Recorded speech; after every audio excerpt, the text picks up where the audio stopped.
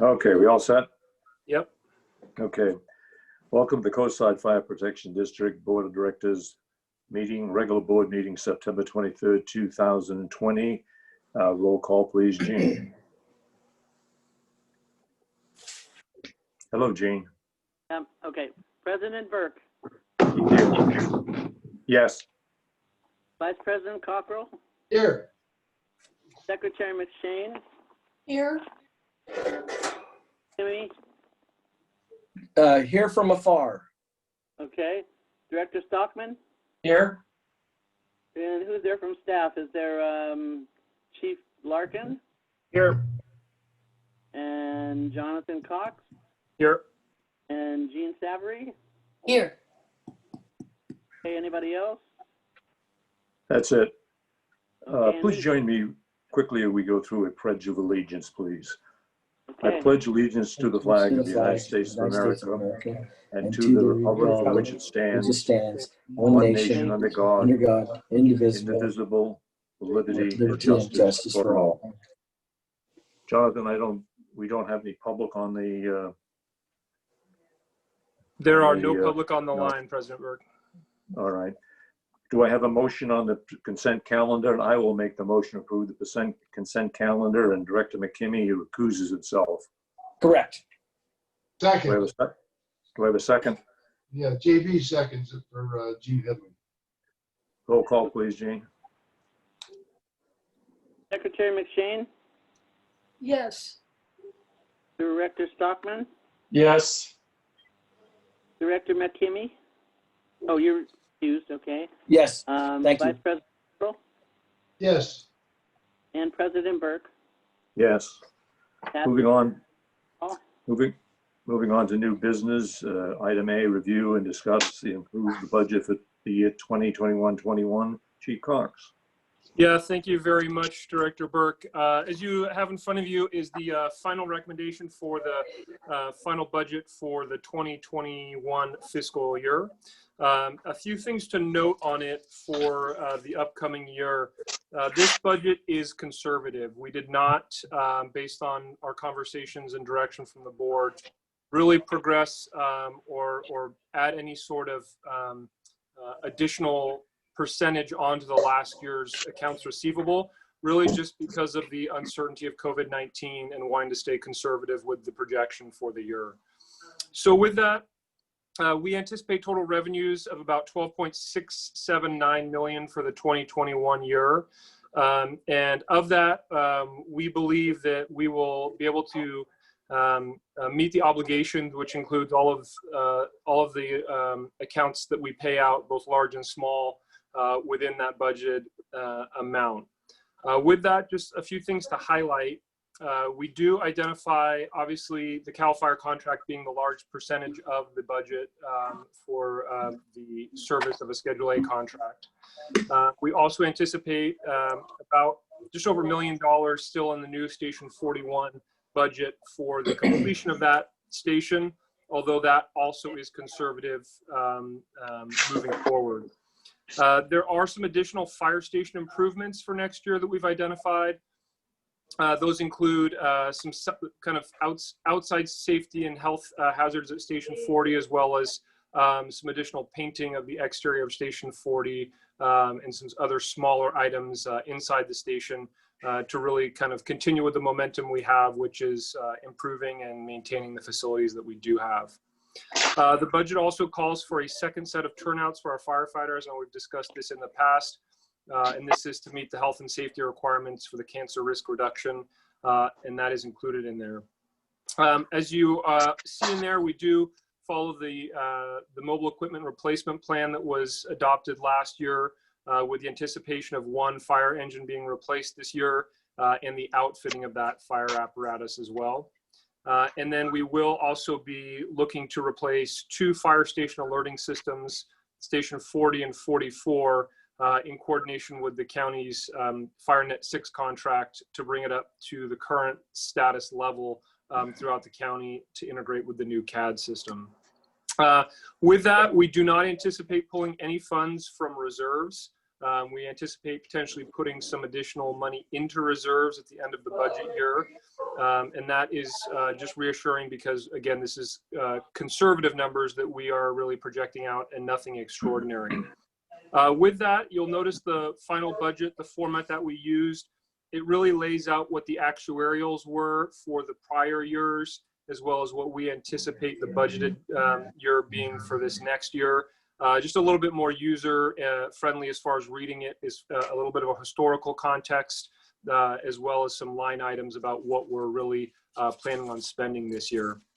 The other thing to note on this budget, as you look at the reserves in the LAIF accounts, it really does set us up for about $8 million in reserves dedicated towards the new Fire Station 44 project, which is also encouraging as far as getting that money allocated sooner than later to start building towards it.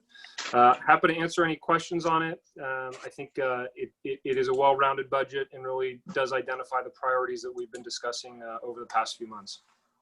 Before there's any questions, let me, first of all, thank you, Chief Cox. It was very well presented.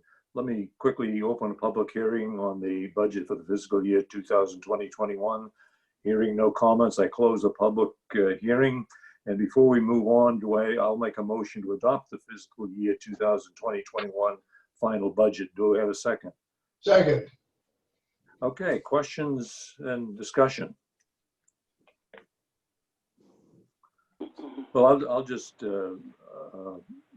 add to it a little bit, I guess, what Chief, to echo what he said, and that is that it certainly is a very conservative budget. The revenue is not projected, it's a flat revenue. The expenses are going to go up a little bit because of the CAL FIRE contract and the new organization that we have. I would call out one other thing, that you'll note that we do not have any debt service contributions to contribute to and all that. So it's a very positive, conservative budget from my perspective. And of course, the detail is all attached and is available for public scrutiny as well. Other questions or comments on the budget? All right, we have a motion then to approve. Let's see. What's the? To adopt the fiscal year 2021 Yeah. final budget. Is there a resolution for it? I guess not. Okay, we have a motion and approval. A roll call, please, Jane. Secretary McShane, Yes. Director Stockman, Yes. Director McKinney, Yes. Vice President Cockrell, Yes. President Burke. Yes. Passes 5-0 by roll call. Item D, review and discuss and approve an agreement for commercial appraisal services. Chief Cox. My first of three deferrals to Jean. We'll start with this one, Jean. Yes, good evening, everybody. Evening. In July, you issued, hello. In July, you issued an RFP asking for responses to propose providing on-call appraisal services for the next 12 months. You received 2 responses to your request for RFPs, one from Valbridge and Associates and one from Fabro and Moore. Staff is recommending, after reviewing them, that you retain Fabro and Moore. We make that recommendation because they have done your work in the past and we've been very satisfied with their work. I should note that their cost estimate is slightly higher than Valbridge. Their estimate is for reports, they would range anywhere from $3,500 to $6,500. By approving this agreement, you are not committing to any particular report or any particular appraisal. They will just be available to you during the next year should you need appraisal services. And with that, I'm happy to answer any questions. Thank you. Before you do, let me make a motion that to adopt resolution number 2020-55 awarding appraisal service contract to Fabro, Moore and Associates. Do I have a second? Second. Discussion. Questions. What did we pay them last time for the old Station 41? I believe the estimate of cost was about the same. I had a conversation with them and I believe it was in the same range. Okay. Any other comments or questions? They did a good job on the previous time we used them. So yeah. I just had one. is there a possibility that we could, I guess not, because we have this COVID-19. I was thinking typically we would interview them. And if you wish to interview them, we could put this off until the next board meeting and ask that they both be available by Zoom, if you'd like to do that. I would gain nothing more than seeing them. I have the paperwork. That's all I need. Okay.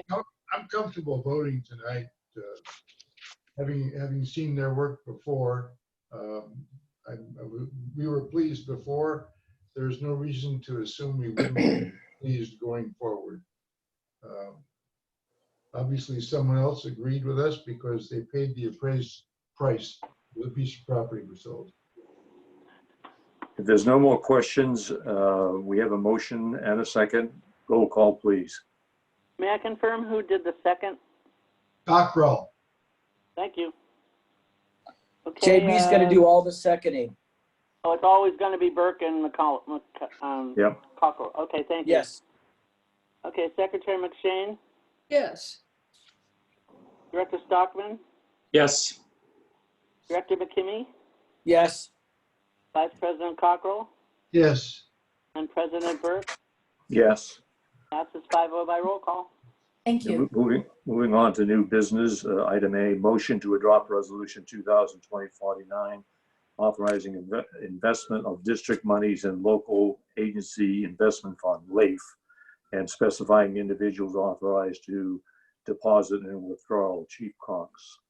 Yeah, thank you, Director. This is really a formality for who can make the actual deposits in and transfers out of the LAIF account. This resolution is identifying 4 people: Chief Larkin, myself, Ginny Petrus, who's the administrative officer 2, who works with the district, as well as Michelle Ortiz, who's our staff service analyst here at Station 40. I make a motion to adopt resolution 2020-49. Whoops, did I get the wrong one? I did. Wait a minute. It's correct. No, that's right. Yeah, that's right. 2020-49. Do I have a second? Second. This is really just a bookkeeping item. I don't know if anybody has any questions on it. My only question is Ginny Petrus. That's a name that I don't recall seeing before. Yes, so Ginny is our administrative officer 2, who she's a split funded position between basically multiple programs in San Mateo and Santa Cruz counties. And she's the highest level administrative officer who works for Chief Larkin. All of our budgets are really compiled and reviewed by her. And she does the high level administrative work for the unit, which includes the accounts here on Coastside as well. Okay, I think was she in fact out here at Station 40 for okay, I did. Yeah, she tends to come up, she'll come up once a week fairly often. Then I have met her. Thank you so very much. If there's no more questions, roll call, please, Jean. Secretary McShane, Yes. Director Stockman, Yes. Director McKimmey, Yes. Vice President Cockrell, Yes. President Burke. Yes. Passes 5-0 by roll call. Moving on to item B, review and approve actuarial study of retiree health liabilities under GASB 7475 dated July 31st, 2020. Evaluation and measurements due June 30th, 2019. Chief Cox. Hang on. Bruce has recused himself. Okay. So noted. Did you get that, Jean? I did. Okay. Chief Cox. Thanks, and I'll use my second deferral to Jean for this one. Thank you. Yes, good evening. The board commissioned a study by Total Compensation Systems to look at your to create an actuarial study of your retiree health liabilities under GASB 7475. Is attached for your review. I have outlined in the staff report for you their findings and their recommendations, and I'm happy to try and answer any questions in regard to the actuarial study, if you have any. And the requested action tonight is just to accept this report into your public record. Let me just make a couple of comments. One is that when we first brought this item up before the board was when I guess, what was it, June, when the markets took a rather sizable downturn, and we were concerned whether we had enough money to continue paying retiree health care out of PARS. The net that I take out of this document is that we're in great shape. That's the bottom line. In fact, we even we could actually not we're not contributing anymore to PARS, obviously, or we don't have to continue contribute any more to PARS. And with the corpus that we have in the PARS account, we're in great shape for the future. So that's the net of it.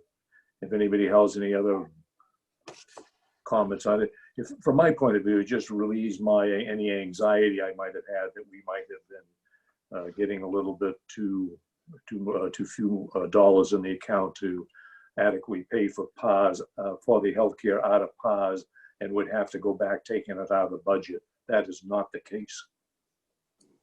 Anything else? That's a correct reading of the report. It's a very positive report. Thank you. If there's no other question, I make a motion to approve resolution number 22054. Second. Do I have any further discussion? Roll call, please, Jean.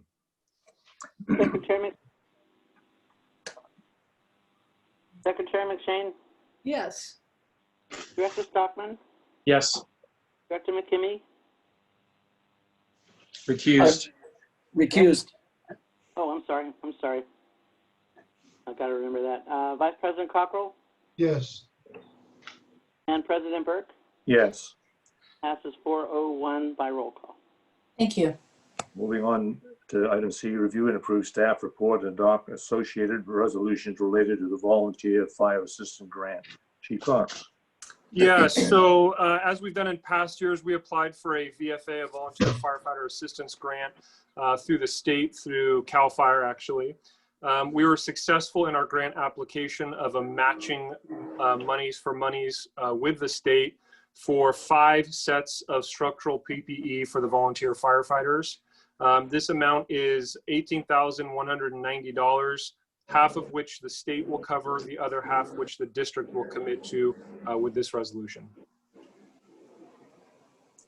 Before we have a discussion, I make a motion to adopt resolution number 2020-50, approving the agreement with the California Department of Forestry and Fire Protection. Do I have a second? Second. Discussion? Just a question for Chief Cox. Is this normal for a grant like this to be available? Is it a rarity, or is it something we could see again in the future to help support the volunteers? Yeah, so it is an annual grant. Last year, if you remember, we got just under $20,000 for wildland PPE for the volunteers. This year, we focused on structural. So this is one of those grants that we'll continue to apply for because it is an annual application. Okay, thank you. Other questions? Let's see, did I make a motion? I forget now. You did. Anyway, I moved, I think we did. Then we need a roll call, please, on resolution number 220-50. Secretary McShane, Yes.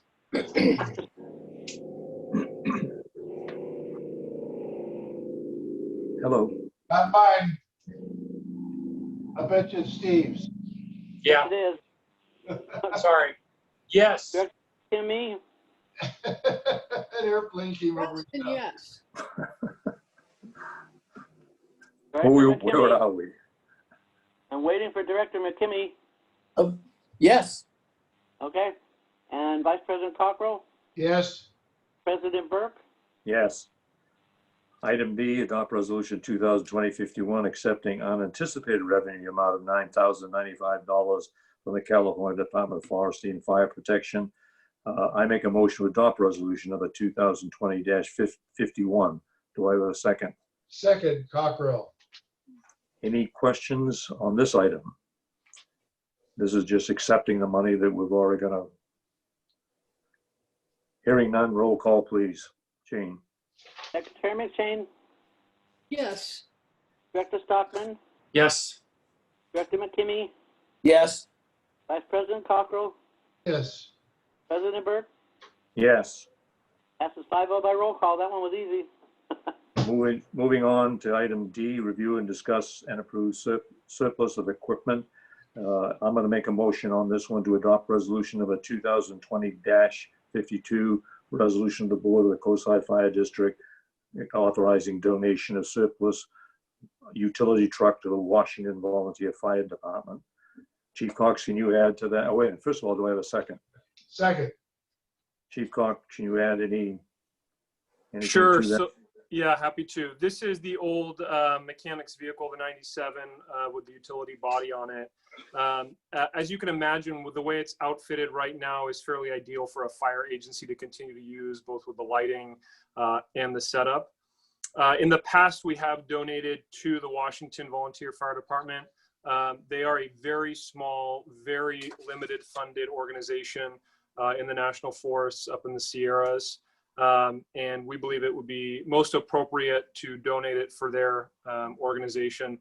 As you probably note in there, their annual budget is $15,400. So for the community they serve, this makes a big difference, especially because the vehicle they use right now for medical responses and rescues is fairly unreliable. So as the best potential recommendation for its use in its next life, our recommendation is the donation to that organization. Wonderful. Any questions? So this will not be used as a mechanic's vehicle. This will be used as a frontline piece of apparatus for them, as I understand it. That's correct. Thank you very much. The Washington location is a very interesting and delightful spot to visit if you haven't been there. It's a great little place. Anyway, with that, roll call, please. Jane? Secretary McShane, Yes. Director Stockman, Yes. Director McKinney, Yes. Vice President Cockrell, Yes. President Burke. Yes. Passes 5-0 by roll call. Moving on to item E, motion to adopt resolution number 2020-53, resolution authorizing an agreement for professional services with Dennis Wolfer Kelly, a professional corporation, authorizing the board president to execute the agreement on behalf of the Coastside Fire Protection District. Chief Cox. First of all, Chief, hang on, and I'm going to make a motion to adopt resolution number 2020-53. Do I have a second? Second, Cockrell. Chief Cox. Yeah, thank you. And this is my third and final deferral for the evening, Gene. Yes, I'll make this report very brief. As you all know, we have an extensive punch list for the Fire Station 41. And it's a recommendation from my office that we retain this firm to help us work through that punch list. We have worked with Steve Calley of this firm on many public improvement projects over the years. He's very practical. He's very helpful in bringing projects to a close expeditiously and without outstanding claims. And so we are requesting that you retain this firm to help us work through the punch list and resolve all claims with the contractor and the architect. Thank you. Questions and comments, please? I would just make a comment that this is, we're doing this to make sure that we're well protected, but there is no litigation in place at this point or even contemplated. With that, Correct. any other question or remarks? No, Roll call. good idea to me. Roll call, please, Jean. Secretary McShane, Yes. Director Stockman, Yes. Director McKinney, Yes. Vice President Cockrell, Yes. and President Burke. Yes. Passes 5-0 by roll call. Thank you. Moving on to Board of Directors and Chief reports, there was no financial committee meeting, but in our packet is the publicly available spreadsheets we actually have two sets of them, one for the first 2 months of the year, and then we have the entire spreadsheet for the fiscal year 2020. And looking at first of all, from the spreadsheet for the entire year, we went over most of this, and there's not really anything that's new here. I just repeat a couple of comments that might be available for the public, and that is our expenses were 83% of budget for this past year, and our revenue is 118% of the budget. We have 2 million in our operational reserves at the end of the year, and we have some 10 million in LAIF as reserves. And I'd also note that as of 8:30, our PAS balance was back up to $4 million, so that was fine. And regarding the first 2 months of the year, it's just too little information to have any major comments on. Everything is working out fine without any problems. Jenny, did you have a No, question? you covered it really well. A volunteer report? Yeah, they had their meeting on the 10th this time. It's a week later than they normally have it. Due to COVID-19, some other considerations, there were only 6 members there. And one of the reasons 3 members are not there is they're currently working for CAL FIRE as firefighter 1.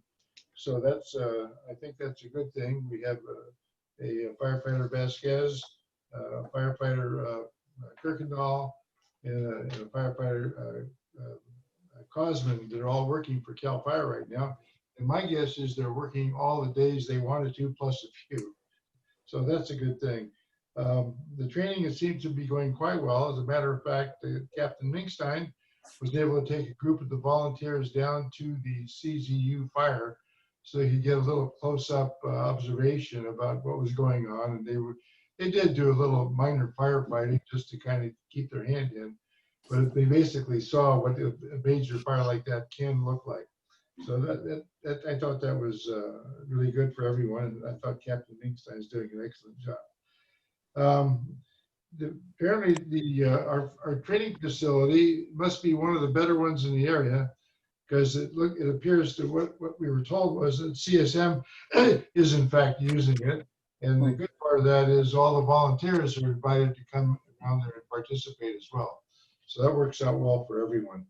And their organization, their 501c3, has a current balance of about $211,721 in small change.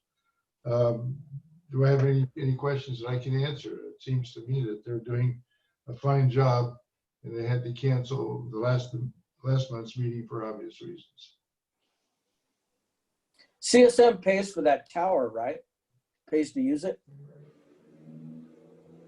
I don't have the answer to that question. Yeah, I'll get you an answer on that. It's usually a reciprocity for providing some training or inviting people from our agency to participate in the training. But I'll follow up with the training division and see if there's any actual funds being paid. Okay, thank you, Chief. Anything else? Okay, moving on, Land and Structures Committee, Director Cockrell, Director Stockman. No report unless Steve has something to add.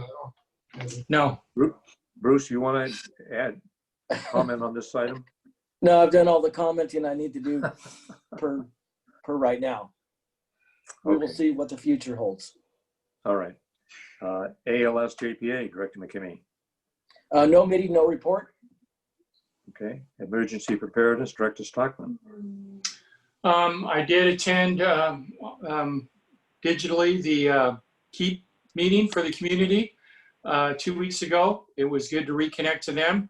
Obviously, they were all very active in the large fires in our Santa Cruz and San Mateo County. So most of the emphasis was of that meeting was to talk about lessons learned. Even though it's been pretty fresh that they came out of it, I'll just go over some things quickly. I think they really stand out. Jim Hawley from the Red Cross, he always uses the slogan, "What we lack in training, we make up for in goodwill." And he said that was very much true on all the organizations that participated. There was a strong relationship between HSA and Puente. Puente was a key player in supporting that communities, especially in Butano, the San Gregorio Pescadero. They're a real asset to the Coastside. Coastside Hope was involved. Coastside Hope is out of El Granada. Did a lot of feeding of all the evacuees.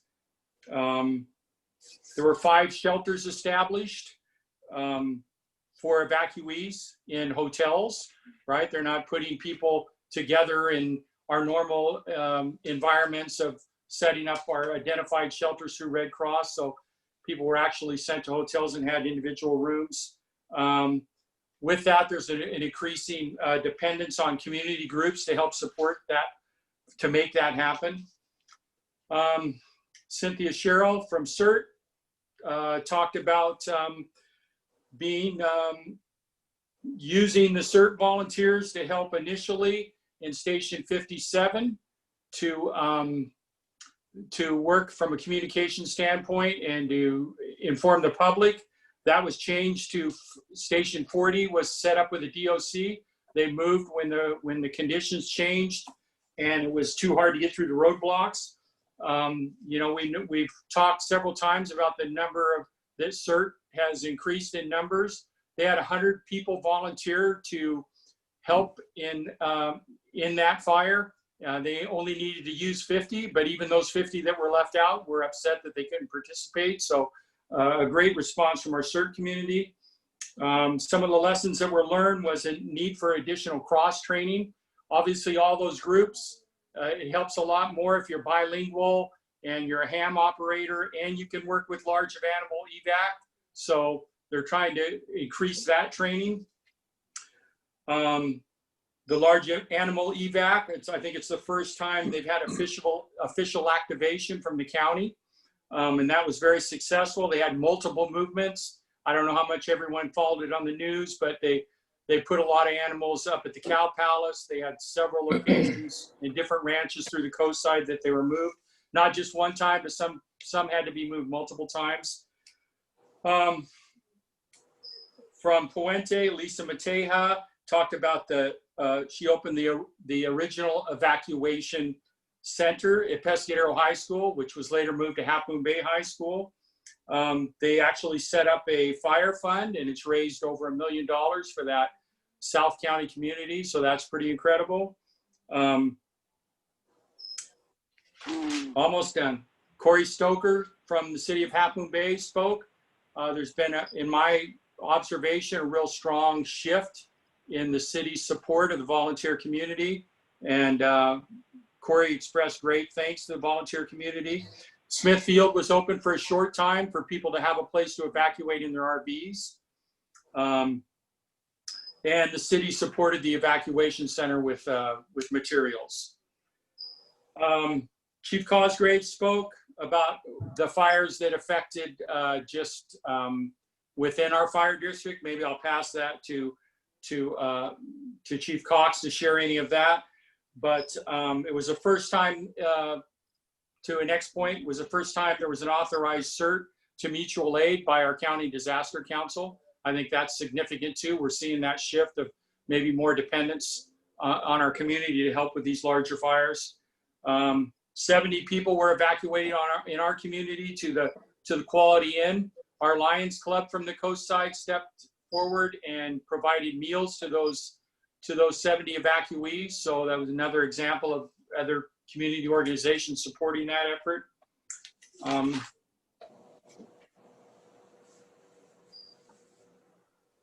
They talked about OES. I think these numbers, I don't know if all of us see them, and please correct me if anybody's seen them different. Within the county, it shows almost 9,000 cases, 139 deaths.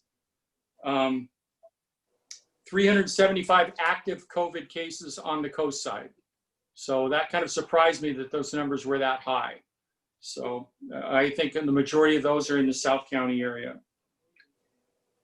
And then an update on CERT. They had another graduation of their class where they added 37 additional graduates, bringing the total to 243 to our CERT program on the coast. And then just the final thing, I spoke a little bit of at the last meeting, is the MRC has been starting to get reestablished, a little bit of shift of of those that remember the history of it. It started just on the coast side, but now it's somewhat, they're trying to make it a statewide program with a county becoming its own group chapter. And that's moving forward. They're looking for grant funds to keep their trailers stocked for medical equipment. I think that'll be a real asset when it's finally done, but it does have political support and energy behind it. So with that, I am finished. Thank you. Thank you, Steve. Wonderful report. Thank you. Any questions of Steve? Through the chair, President Burke, I didn't hear you ask for item D, Special District Association report. Did I ask for the, yes. No, I did not.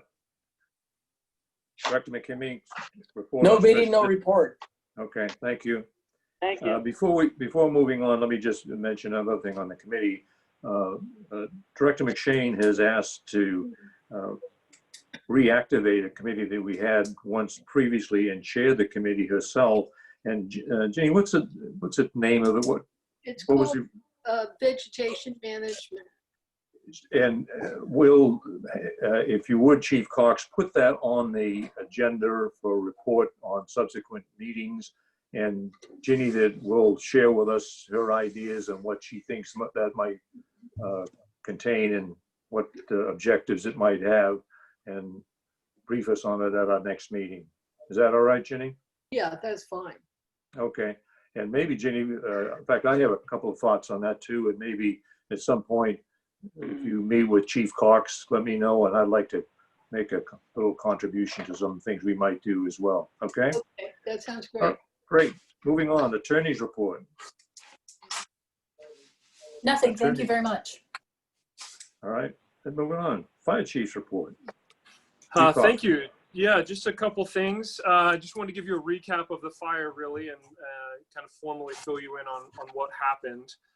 As you may be aware, if you were here on the night of August 15th, early hours of August 16th, an unprecedented lightning storm came through the area. In San Mateo and Santa Cruz counties alone, we had 300 plus lightning strikes throughout the two counties. And that was a part of 12,000 lightning strikes that occurred across Northern California. In our two counties, we had 27 confirmed fires within the first 12 hours. And that was 27 of 500 confirmed fires across Northern California. So as you can imagine, it was an unprecedented number of fires occurring at the same time. And a lot of these were in really remote areas. With those 27, a majority of them, 22 of them were contained at very small, a single tree on fire, a small piece of vegetation, really to the hard work of all the crews, including the volunteers who are out there really just chasing these lightning fires and extinguishing in them. 5 of the fires did turn into what we called the CZU lightning complex. And those 5 fires grew together over the course of basically 23 days and consumed 86,000 acres across the two counties. Of that, 22,755 of those acres were in San Mateo County. The rest were in Santa Cruz County. So 22,000 in San Mateo, the rest in Santa Cruz. For a point of reference, that's the largest fire in recorded history in San Mateo County. The largest fire up to that point was 15,000 acres of pine fire down in that area as well, in fact. Unfortunately, 1,490 structures were destroyed.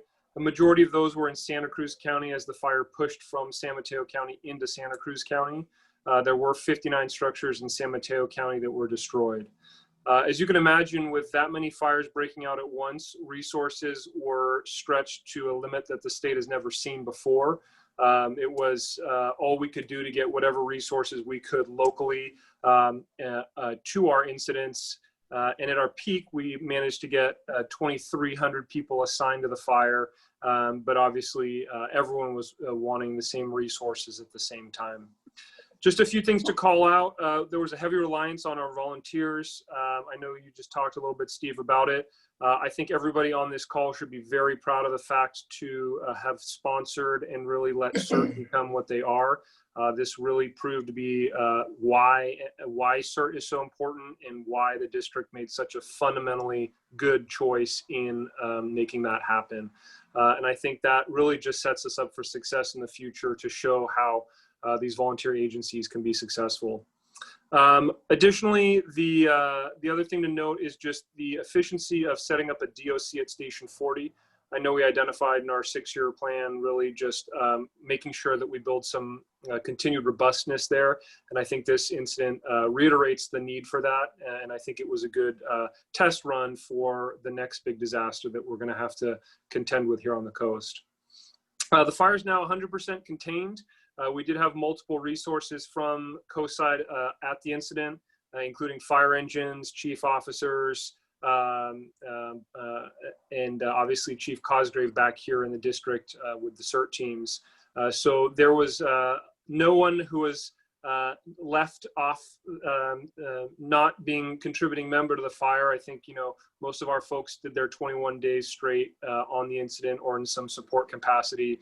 And I think speaking with Chief Larkin, having been there from day one, everybody really stepped up to the moment. And that includes everyone from the lowest level firefighter to, you know, Chief Larkin being up for 40 plus hours, just making sure that this got the attention it deserved. The other thing to note is just we worked really closely with the Sheriff's Department, Saul Lopez, the captain here on the coast. We were hand in hand, lockstep with him and OES in the evacuation process.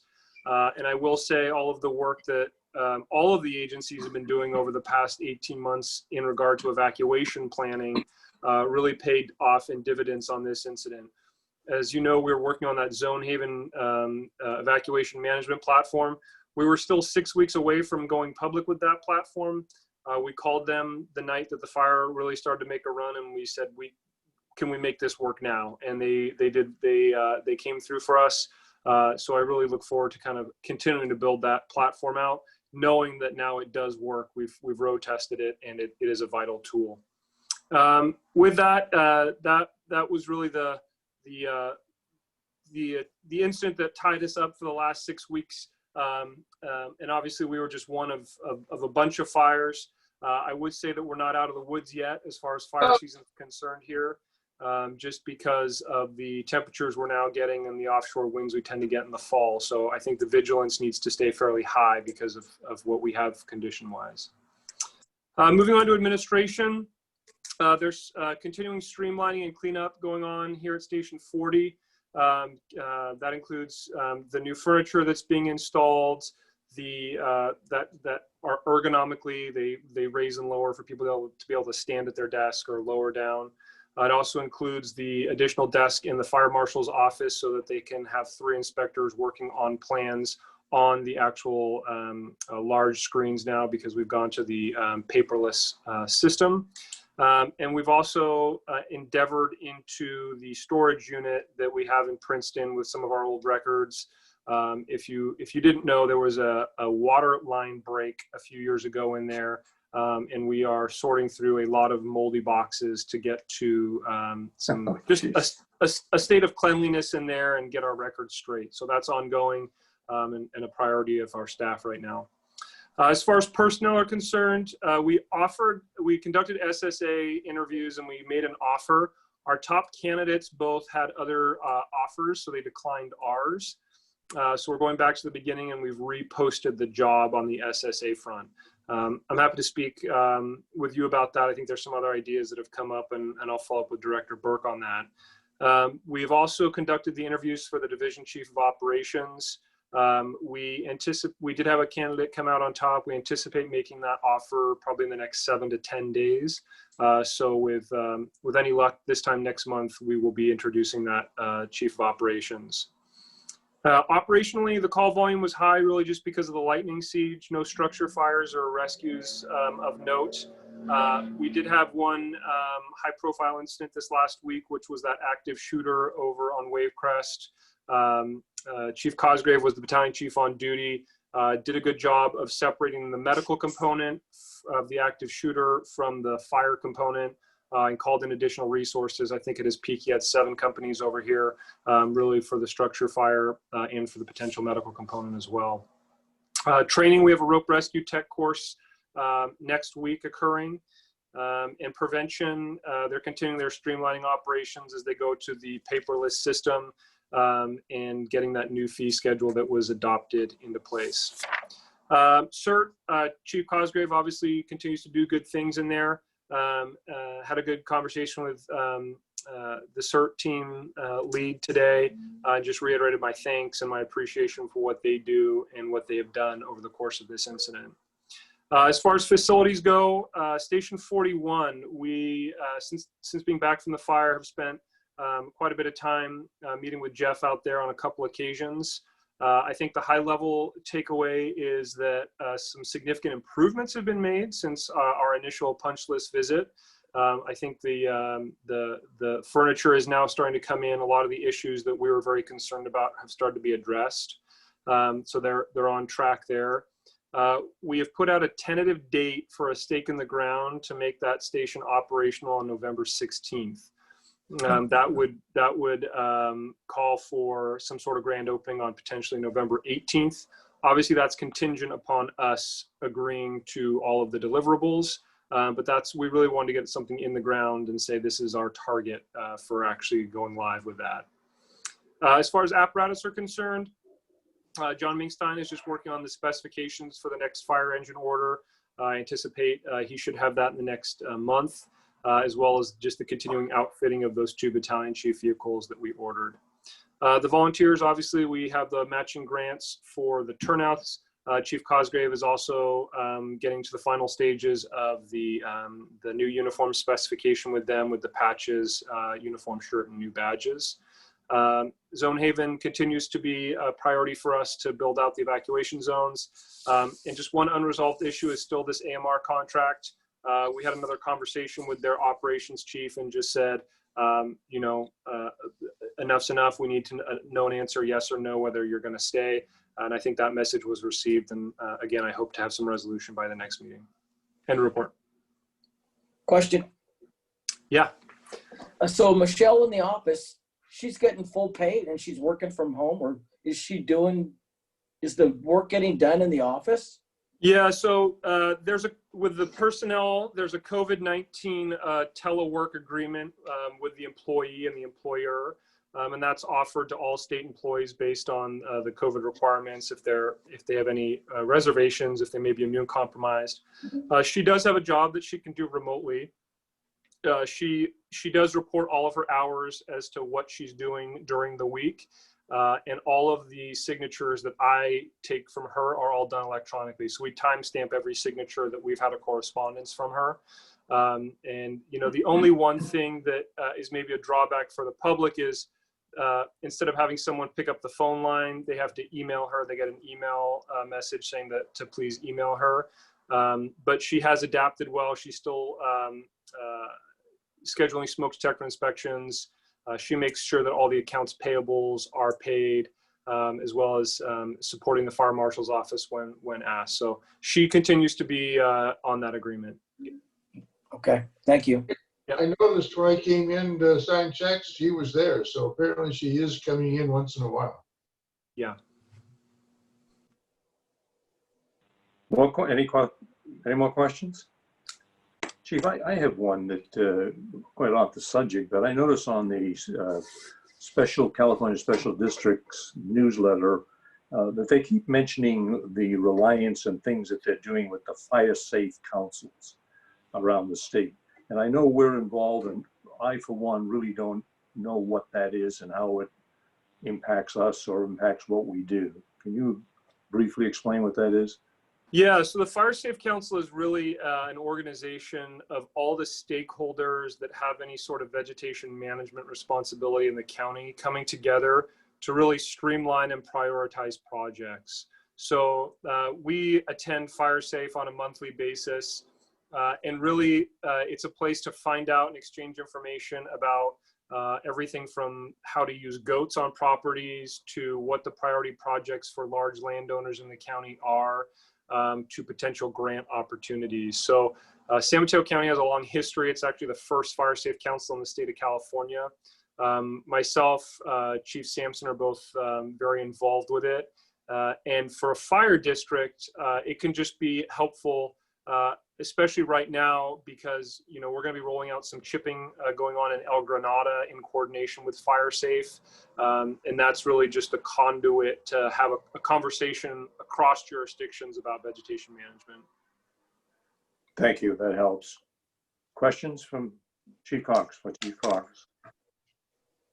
I just, if there's no question, I just point out there in the packet, there are a couple of very complimentary letters regarding the job that firefighters have done during this very challenging, difficult time. And if you've been by Station 40 or any of the stations, you'll notice that there are some homemade signs in front of all of them giving thanks and recognition of the outstanding job that the firefighters have done.